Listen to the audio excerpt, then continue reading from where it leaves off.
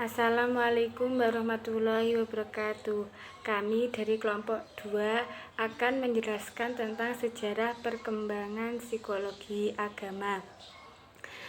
Yang pertama, saya Lutfiatul Zulfa, absen 5, NIM 12220118331.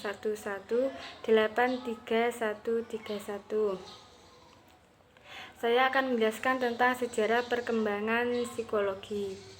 Jadi, sejarah perkembangan psikologi tercatat sebagai disiplin ilmu yang kurang harmonis atau sesat, yaitu seperti yang diungkapkan oleh Freud. Ucapannya adalah sebagian psikolog menyatakan bahwa orang sebelum mendalami agama maka ia harus sakit jiwa terlebih dahulu.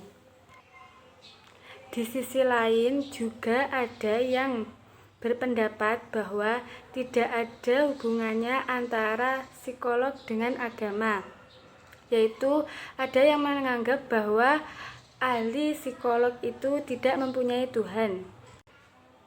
Kemudian yang pertama saya akan menjelaskan tentang kajian psikolog agama dalam lintasan sejarah. Menentukan waktu yang pasti tentang kapan agama pertama kali diteliti secara psikolog memang sulit, karena sesungguhnya di dalam agama itu sudah terdapat tentang bagaimana pengaruh agama tersebut terhadap jiwa umatnya, seperti yang terdapat di dalam Al-Quran, yaitu yang menunjukkan tentang keadaan jiwa orang-orang yang beriman dan keadaan jiwa seseorang yang tidak beriman atau orang-orang kafir, sikap, tingkah laku, dan doa-doa. Di dalam Al-Quran di dalam Al-Quran pencarian Tuhan, yaitu seperti contohnya kisah Nabi Ibrahim yang termaktub dalam surat Al-An'am, dan yang berikutnya adalah kisah Nabi Musa, yaitu yang ingin melihat Tuhan, yaitu yang terdapat dalam Quran surat Al-A'raf ayat 143. Dan materi yang selanjutnya akan dijelaskan oleh pemateri berikut, yaitu tentang perkembangan psikologi di timur dan perkembangan psikologi di barat.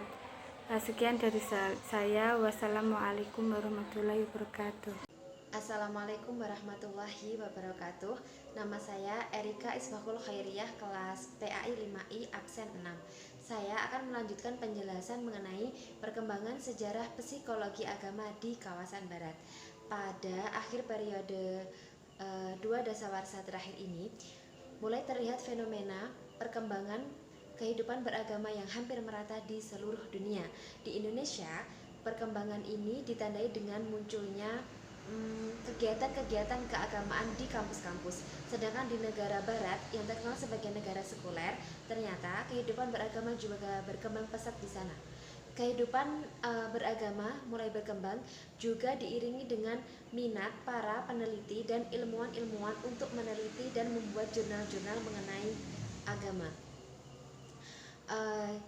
Psikologi agama mulai kelihatan sosoknya ketika William James, yang dikenal sebagai psikologi modern di Amerika, menyampaikan kuliahnya di Edinburgh University pada tahun 1970 dan telah menerbitkan buku monumental. Perkembangan psikologi agama yang berkembang pesat pada abad ke-20 ternyata pada akhir tahun 1900 telah mengalami kemandekan. Kemandekan ini disebabkan oleh faktor psikolog itu sendiri. Bagi para psikolog pada saat itu, ilmu-ilmu agama dianggap tidak lagi menarik. Selain itu, kemandekan psikologi agama ini juga disebabkan oleh sosial masyarakat yang pada saat itu juga sedang mengalami stagnasi, atau kehidupan beragama pada saat itu sedang mengalami kemerosotan. Kemudian psikologi agama mulai berkembang kembali pada tahun 1970. Ini ditandai dengan diterbitkannya jurnal-jurnal ilmiah mengenai keagamaan di Eropa dan di Asia. Sekian penjelasan dari saya, ada kurang lebihnya mohon maaf. Wassalamualaikum warahmatullahi wabarakatuh. Psikologi agama di kawasan timur. Di dunia kawasan timur, psikologi agama juga mengalami perkembangan.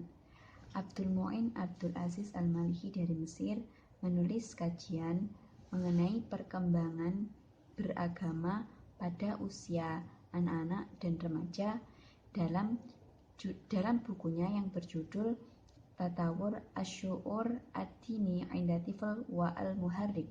Sementara di kawasan anak benua Asia dan India juga terbit buku-buku tentang psikologi agama, diantaranya berjudul The Song of God dari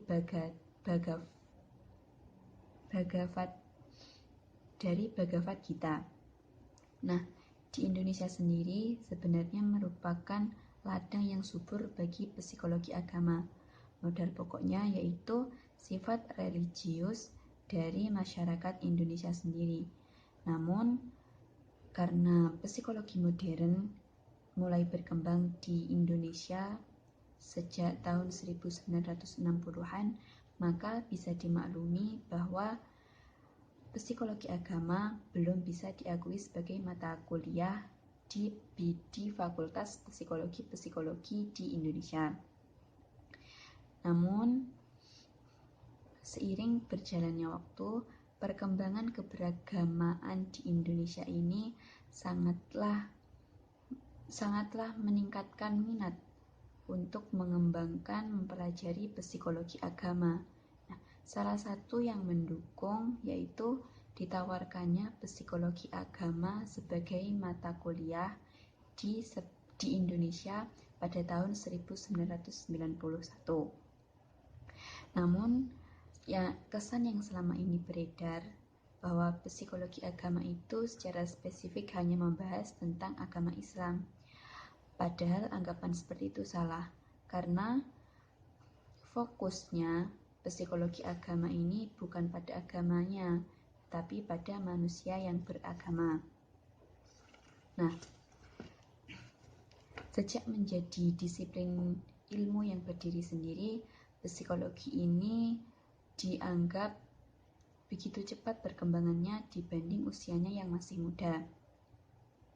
Hal ini disebabkan karena kajian dari psikologi agama ini menyangkut dari kehidupan manusia secara individu dan kelompok, dan juga membahas mengenai pertumbuhan usia pada manusia. Nah, maka dari itu nampaknya ilmuwan dan agamawan sepakat dalam kesepakatan tidak tertulis bahwa di dunia modern ini peran agama kian sangat penting, dan pendekatan psikologi agama ini dinilai bisa untuk membantu untuk menyelesaikan masalah-masalah manusia sebagai makhluk yang memiliki nilai peradaban dan moral. Oleh sebab itu, sebagai penanggulangan dari perkembangan kehidupan materialistis dari akibat pembangunan dewasa ini, psikologi agama diharapkan bisa memberi bantuan sumbangan untuk memecah masalah intern dan masalah antar umat beragama di Indonesia ini, sehingga masalah konflik-konflik seperti peperangan yang terjadi di negara-negara lain bisa dihindari.